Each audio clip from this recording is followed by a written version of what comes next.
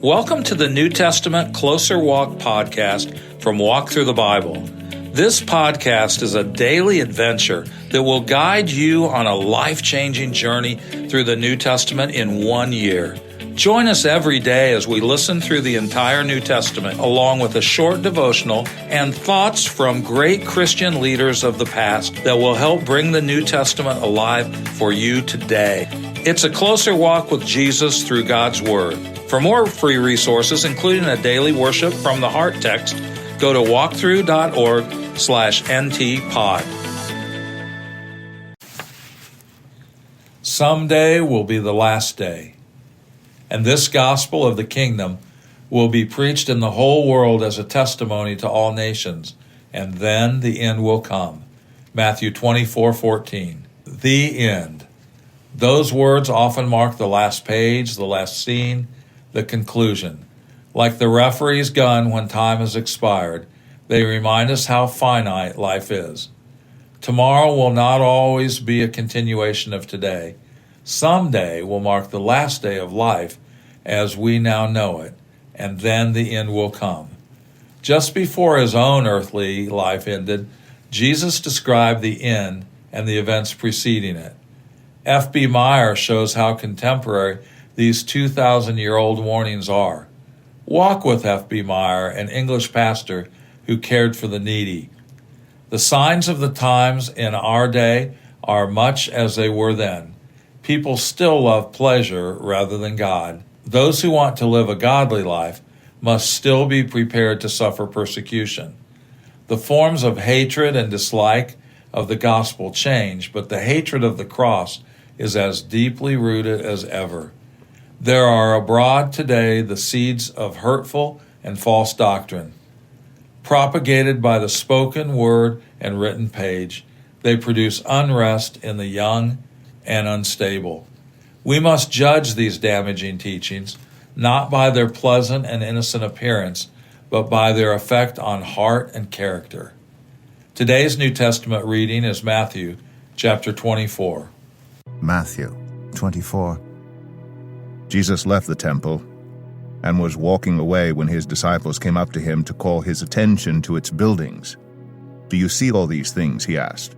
"Truly I tell you, not one stone here will be left on another. Every one will be thrown down." As Jesus was sitting on the Mount of Olives, the disciples came to him privately. "Tell us," they said, "when will this happen? And what will be the sign of your coming and of the end of the age?" Jesus answered, "Watch out that no one deceives you. For many will come in my name, claiming, 'I am the Messiah,' and will deceive many. You will hear of wars and rumors of wars, but see to it that you are not alarmed. Such things must happen, but the end is still to come. Nation will rise against nation, and kingdom against kingdom. There will be famines and earthquakes in various places. All these are the beginning of birth pains. Then you will be handed over to be persecuted and put to death, and you will be hated by all nations because of me. At that time many will turn away from the faith and will betray and hate each other. And many false prophets will appear and deceive many people. Because of the increase of wickedness, the love of most will grow cold. But the one who stands firm to the end will be saved. And this gospel of the kingdom will be preached in the whole world as a testimony to all nations, and then the end will come. So when you see standing in the holy place the abomination that causes desolation spoken of through the prophet Daniel, let the reader understand. Then let those who are in Judea flee to the mountains. Let no one on the housetop go down to take anything out of the house. Let no one in the field go back to get their cloak. How dreadful it will be in those days for pregnant women and nursing mothers. Pray that your flight will not take place in winter or on the Sabbath, for then there will be great distress, unequaled from the beginning of the world until now, and never to be equaled again. If those days had not been cut short, no one would survive. But for the sake of the elect, those days will be shortened. At that time, if anyone says to you, 'Look, here is the Messiah,' or 'There he is,' do not believe it. For false messiahs and false prophets will appear and perform great signs and wonders to deceive, if possible, even the elect. See, I have told you ahead of time. So if anyone tells you, 'There he is, out in the wilderness,' do not go out. Or, 'Here he is, in the inner rooms,' do not believe it. For as lightning that comes from the east is visible even in the west, so will be the coming of the Son of Man. Wherever there is a carcass, there the vultures will gather. Immediately after the distress of those days, the sun will be darkened, and the moon will not give its light. The stars will fall from the sky, and the heavenly bodies will be shaken. Then will appear the sign of the Son of Man in heaven, and then all the peoples of the earth will mourn when they see the Son of Man coming on the clouds of heaven with power and great glory. And he will send his angels with a loud trumpet call, and they will gather his elect from the four winds, from one end of the heavens to the other. Now, learn this lesson from the fig tree. As soon as its twigs get tender and its leaves come out, you know that summer is near. Even so, when you see all these things, you know that it is near, right at the door.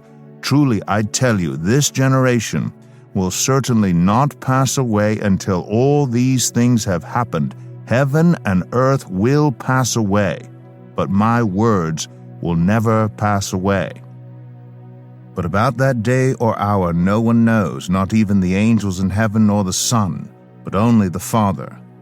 As it was in the days of Noah, so it will be at the coming of the Son of Man. For in the days before the flood, people were eating and drinking, marrying and giving in marriage, up to the day Noah entered the ark. And they knew nothing about what would happen until the flood came and took them all away. That is how it will be at the coming of the Son of Man. 2 men will be in the field, one will be taken and the other left. 2 women will be grinding with a hand mill, one will be taken and the other left. Therefore keep watch, because you do not know on what day your Lord will come. But understand this, if the owner of the house had known at what time of night the thief was coming, he would have kept watch, and would not have let his house be broken into. So you also must be ready, because the Son of Man will come at an hour when you do not expect him. Who then is the faithful and wise servant, whom the master has put in charge of the servants in his household to give them their food at the proper time? It will be good for that servant whose master finds him doing so when he returns. Truly, I tell you, he will put him in charge of all his possessions. But suppose that servant is wicked and says to himself, 'My master is staying away a long time,' and he then begins to beat his fellow servants and to eat and drink with drunkards. The master of that servant will come on a day when he does not expect him, and at an hour he is not aware of. He will cut him to pieces and assign him a place with the hypocrites, where there will be weeping and gnashing of teeth." Wars, rumors of wars, famine, epidemics, earthquakes, false prophets, lukewarm love. Jesus was right. The outlook wouldn't be too comforting just before the end, but the uplook still as bright as the promises of God, and there is good news to share with a dying world. As a child of God, you have the privilege of introducing others to Jesus. It's as simple as telling someone what you know to be true about him.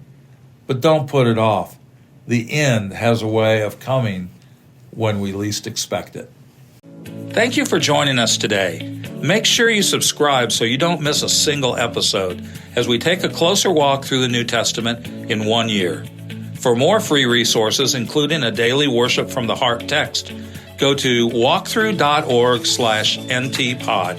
That's walktru.org/ntpod. Walk through the Bible. Take a walk, change the world.